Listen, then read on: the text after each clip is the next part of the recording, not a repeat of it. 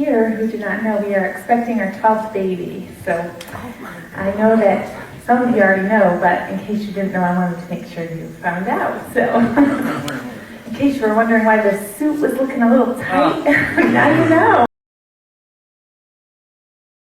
Hello, cult members. It is me, the Antichrista, and my beautiful daughter, Reese's Puff. We love each other very much.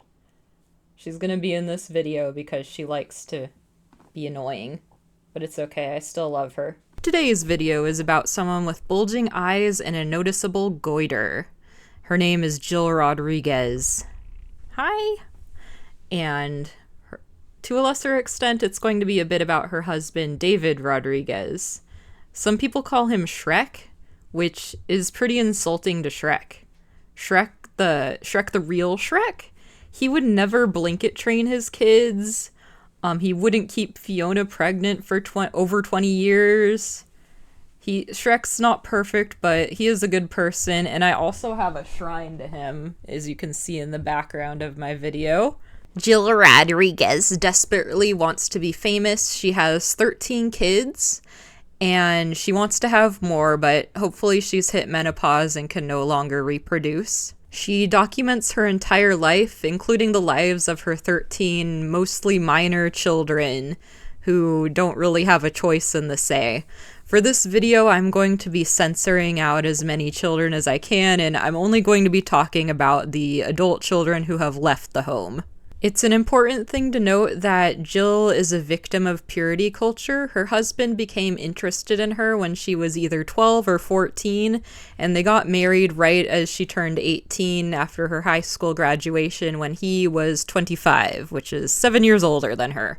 She was also raised in a fundamentalist household. She was homeschooled, and she has become the villain where she's trying to force that lifestyle on her 13 kids. Here's a slight bio on David Rodrigues, the less active on social media one of the two. He is the headship of the Rodrigues family, so therefore he supports everything that Jill does. She can't do it without his support, because that's the trad lifestyle they want to live. And once again, he became interested in Jill when she was a minor and he was an adult. He's 7 years older than her. Another thing about Jill and David that makes David very not Shrek-like, Shrek would never support the Pearls, who the Rodrigues would become friends with. The Pearls wrote the book To Train Up a Child, which is responsible for the deaths of 3 children. And strangely, it's still sold on Amazon, as far as I know. When I talk about him, I will be using the less offensive title of Lazy Davy, because he is lazy. He's usually spotted laying around, sleeping, scrolling on his phone while his family is doing activities around him. David runs a print ministry where they print, I think, smiley tracts, which are those smiley face little packets of paper that people hand out to you that tell you you're going to hell. Fun fact, I went to Catholic school from preschool to 12th grade, and I'm realizing now that it was like a version of Christian fundamentalism combined with Catholicism. It wasn't like objectively what the Catholic Church teaches. It was also in America too, so maybe that plays a difference even though it's not supposed to. One thing that Catholicism and especially Catholic school teach you is guilt and shame. And those are some things that Jill Rodrigues lacks. Okay, so about the painting. I only recently started getting into acrylics. Like, I never used them in my art school career. It's only been these past few months that I have, and I think I'm finally getting the hang of them. They're very different from oil paint. So I used my usual Holbein acrylics because I like the pigment. And I also used a slow dry medium to make them not dry in 10 seconds. But, so we have Jill.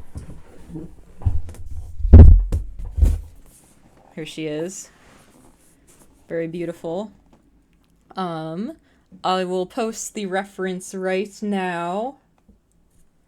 But yeah, so I use that as a reference. I like acrylics because I have a very short attention span, and I usually work for like 15-20 minutes at a time. I might have only spent like 2 hours on this painting. But you can see I did take some artistic liberties. I did this on a artboard or hardboard, so it's very hard. And I added in the phone because Jill's always on her phone and she's always documenting her and her kids' lives. But yeah, I made sure to put on her eye makeup. She did release an eye makeup tutorial. She does have a cosmetology license, which is kind of scary because her makeup skills kind of stopped in the 90s. But like, yeah, I added in her green eyeliner. And I tried to make her lips look very crusty. But yeah, she was wearing a maroon shirt in the reference picture, but I thought that was boring. I kind of made this like colorful one to kind of be kind of gay because she hates the gays. Jill notably uses a lot of beautifying filters on her face, but in the reference that I used, she wasn't. Like, recently she's been, not consistently, but like occasionally she'll forget to apply a filter or something. But she always looks very haggard. And her makeup's out of style. Her maddest clothes are very form-fitting, but they're very performatively modest. She'll like wear a t-shirt under a dress that already has a modest neckline. But that is Jill. I also have no idea what to do with my other paintings. I sold the Amberlyn Reed one, but the others are just sitting by my bed watching me sleep. I have no idea what to do with them. The Rodrigues. I'm gonna call them the Rodrigues. Oh yeah, okay. So Jill makes it a point to point out that it's Rodrigues, not Rodriguez, because they aren't Mexican. David is half Portuguese, apparently. But yeah, that's kind of a weird thing to point out. But I've noticed people do that a lot. Like, what's wrong with Rodriguez? Are you just being racist? But yeah, this is Jill Rodrigues. The Rodrigues are a Quiverfull family. They believe that you should have as many children as you physically can have, not how many you can financially, emotionally, even spiritually support. The goal of the Quiverfull movement is to form a good little army of Christian soldiers, preferably white ones. Jill also has a persecution fetish, and I realize I am kind of contributing to it, but I just need to talk about her.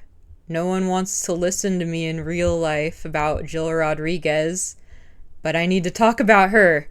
She's so interesting. She's like if a character on a comedy show that was a stereotypical Christian or a caricature of a Christian was on it, and she does such outrageous things that they would be on like a comedy show.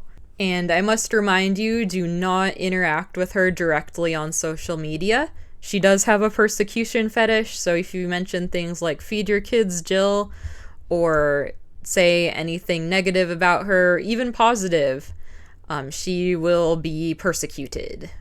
If you do come across the Rodrigues on social media, you'll see Jill filming her young children and the young children baring their teeth and being like, it's really creepy.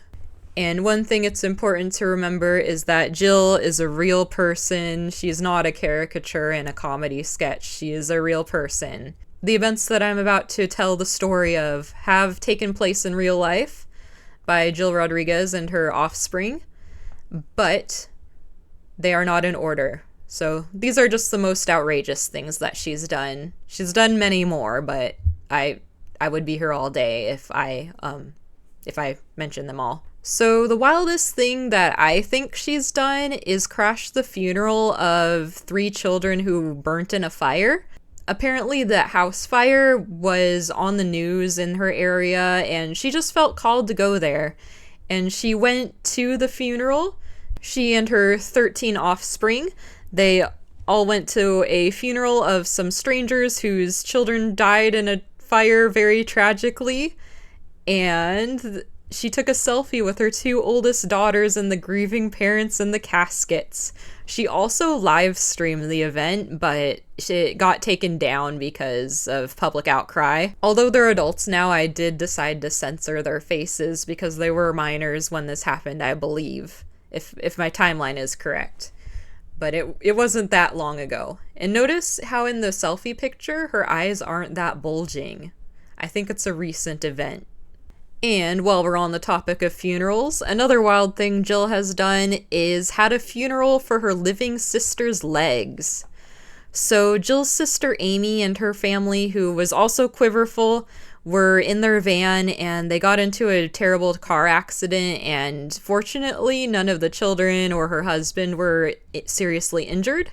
But Amy was left a quadriplegic and couldn't move her arms and legs. Although I believe now she has some movement in her arms, her legs are still paralyzed. Before the funeral, while Jill's sister was actively fighting for her life in the ICU of the hospital, she had a gender reveal party for herself on her 12th pregnancy, something she hadn't really done before, but she felt like she needed to because her sister was in the ICU, and she wasn't the center of attention, so have a gender reveal party, I guess. This all took place in the hospital cafeteria, by the way. Jesus loves me. Yes, Jesus loves me. Yes, Jesus loves me. The Bible tells me so. And did you see in that video? Lazy Davy went into the women's restroom.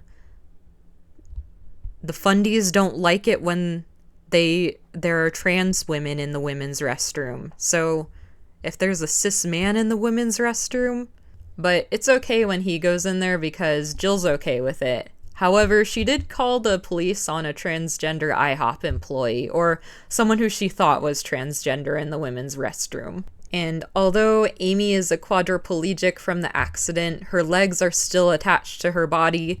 They're still alive. They just don't move. Here's the poem that she read while doing her live-streamed leg funeral. Live stream. So, if Amy was kind and a pretty woman, she had long, black, flowing hair. She was quiet and soft-spoken, kind, compassionate, and fair. She served faithfully her family, busy rushing to and fro. To her children, she spoke gently, but when scolding, a firm no.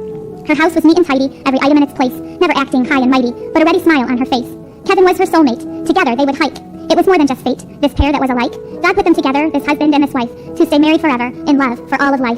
Amy served her loving Savior, Jesus is his name. She sought to gain his favor, never to bring him shame. No matter what the test, she tried never to fail, by always doing her best, like Jesus, with each driven nail. On April 3rd, 2015, a horrible car accident. Each 6 children with a scream wondered what it meant. Amy sat on her side the car, twisted body and broken neck. The ambulance seemed so far, while Kevin cared for his wife at the wreck. She was tempted to slip away, but God had other plans. The first responders encouraged her to stay. Her children needed her to hold their hands. Amy's still now guiding them through life. Kevin is so thankful today that God spared his precious wife. We all are, I must say. Life is now different than it used to be. Amy's paralyzed from her mid-chest down. From her body she longs to be free, but refuses to face life with a frown.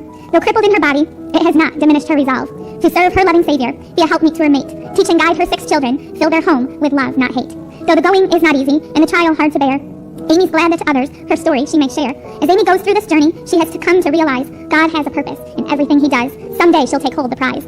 As she does as Christ told, she is truly coming forth as bright and shining gold.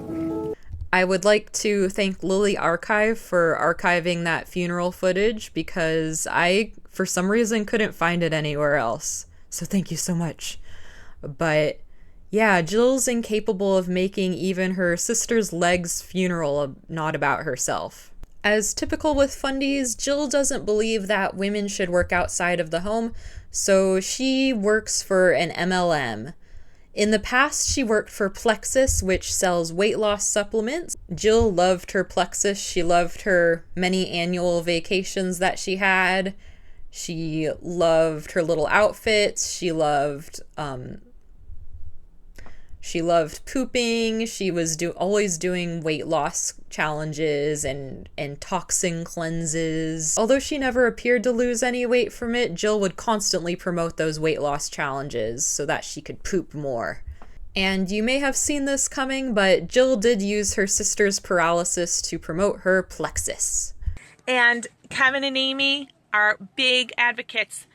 And I say this with emotion because I told Amy, I said to her one time when I was on the phone with her, I said, at least when you're paralyzed, you don't feel any pain. And Amy told me that's not true. She said, I have a lot of pain still in my arm. But when she started taking Plexus, it took away her pain. And she said, I don't know if it was Plexus or if it was the Lord, but maybe it was the Lord bringing me to Plexus. But she said, I don't feel that pain anymore. And so, anyways, I know that a lot of you just think this is just another networking marketing thing. But for me, it's a lot more than that. I have a sister that has been going through intense suffering. And yet, she has found something that's helped to ease that suffering a little bit. The Rodrigues and their relatives have very bad luck with car accidents. The oldest daughters were on their way to a fake crisis pregnancy center, the ones where they just tell you you're a sinner if you want to get an abortion. They were in a bad car accident that totaled their car and left them very injured. Fortunately, in the present, the two eldest daughters, Kaylee and Nari, are healthy and don't seem to have been left permanently scarred from the accident. They did create a GoFundMe to buy a new car, but they did use a picture of Kaylee's very swollen and bruised face while she was in the hospital, and she did appear to have fresh makeup on her, which is very concerning. Another thing Jill said about the accident was that her daughters were trim enough to fit through the window. The Rodrigues kids are very skinny, while their parents are both noticeably very overweight. The Rodrigues, especially the Rodlettes, are almost never seen wearing seatbelts, even though they have such terrible luck with car accidents. Nari and her husband were in a very bad car accident with their oldest child while they were still a baby, and they didn't have a car seat for him. But yeah, so the car was pretty damaged, as you can see. However, the father, Nathan, he only got off with a minor charge of child endangerment, even though the baby wasn't in a car seat. He was being held. One notable thing about Nathan is that he is the brother of Anna Duggar, who is notably married to the pedophile Josh Duggar. Their lack of seatbelts is very pro-life of them. There are some people who keep track of the traffic tickets that the Rodrigues get, and they seem to get more than the average family, although it does seem kind of creepy following the traffic tickets of strangers on the internet. You may have noticed that I've been refraining from saying the word severe, and that is because Jill notably had 6 severe miscarriages that weren't very far along in the pregnancy, but she does use pictures of herself when she was further along in other pregnancies to show the miscarriages. But yeah, she brings up her 6 severe miscarriages quite a bit. She even had a shrine of them in her closet where her youngest daughter slept in a crib for 6 years while her parents were viciously trying to create another sibling for her outside the closet door. Jill really hates the gays. Here she is, demonstrating her persecution fetish and also shaming the holiday Juneteenth because it closed the bank for her husband. And when he got to the bank, it was closed. He was like, why is it closed today? Because it's Juneteenth Day. And I said, what is Juneteenth Day? And it's a day in celebration of sin, really, because sodomy in God's sight is sin, and it's a sad day. And I'm thankful that God has led me to a company that I can shop for so many essential. And yeah, as you can see, she really hates gays. But She did create an apology video later on where she barely suppressed her anger about people correcting her, and it created an environment where she thought she was being persecuted, which feeds into her fetish, but she wasn't actually being persecuted. It's a holiday to remember the slaves who were freed several years after slavery was made illegal. She also made another apology on her Instagram post using her Plexus picture where she's wearing her Plexus crown. I just thought that was a funny picture. Some notable things about the married Rodlets. The oldest, Nari, she has horrible eyebrows. They're just objectively horrible. They're the icon for the Y-Brows subreddit, which I think is really funny. And Jill does kind of abuse her oldest daughter's eyebrows. Like, once they turn 12, their eyebrows noticeably get out of style and overplucked and pretty sad looking. Here's the whole picture so that you could see her eyebrows in their full glory. The second Rodlet to leave the Barndo is Kaylee. Kaylee is an MLM hun in training. Jill recently broke up with Plexus because they didn't invite her on a cruise. Or she did get invited and there was an issue with overbooking and she didn't get to go on the cruise, but they did give her money to have her own vacation, to my knowledge. She notably uses excessive commas when she posts on social media, which is a good demonstration of their undereducation from Jill's homeschooling. Another notable thing about her is that during her first pregnancy, she drank Plexus. She had a very premature baby. Thankfully, he seems to be healthy now, but in the beginning he was very premature. She is pregnant with her second child, and hopefully she does not drink Plexus or any other weight loss supplements. The eldest Rodlet son, his name is Timothy. He wants to be famous like his mom, although he seems to be more grounded in reality now and is less active on social media.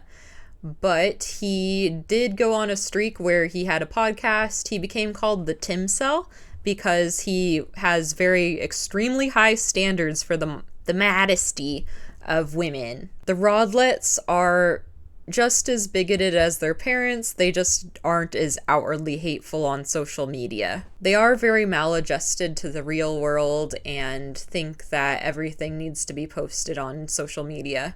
During the Tim Cell era, he would go on his podcast, talk about how sluttish and whorish, two words that Jill likes to use, by the way, modern women were, and how he needed his hypothetical future wife to be very modest. He did very pro-lifedly take videos of himself driving around, ranting, and singing as well. Surprisingly, he did find a wife among the filthy sinner women. She is also a fundie, although her family wasn't as isolating as the Rodrigues are. She's just as bigoted as the Rodrigues, although she is a little bit more compassionate to filthy sinners. So maybe that'll rub off on Tim. She did get pregnant, like, right after they got married. Like, maybe 1 or 2 months after. But then they are fundies. They announce it, like, the minute the pee stick dries. Okay, enough about the adult children. Another thing about the Rodrigues is that Jill has organized all of her offspring into a band. They aren't very good. It might have been cute when the kids were younger, but now a lot of them are adults and it's just bad. And it seems like churches are getting kind of fed up with them. They sing their songs, they aren't good, and then they beg for money because they're grifters. In the present, Jill's sister Amy isn't doing so well. She is in the hospital at the moment that I'm recording this. Jill has decided to make it all about herself again because that's what Jill does. Hopefully Amy improves shortly. I wish her the best. Jill has been taking her spawn to the hospital so that they can sing to her.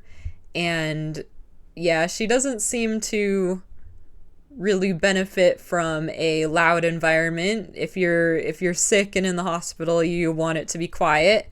And so hopefully the patients around her are also having a nice quiet time, or as quiet as they can with the rodlets there. There are many other stinky tales that Jill has done, but I'll save them for another day, because I'm done talking now. Thank you for watching my video. I hope you have a good day. Remember, do not interact with Jill on social media. But yeah, if this video gets over 5,000 views, I will record myself singing very badly, because I'm a very bad singer. And I went to Catholic school, so I do know quite a few good hymns. Yeah. Have a good day. Bye.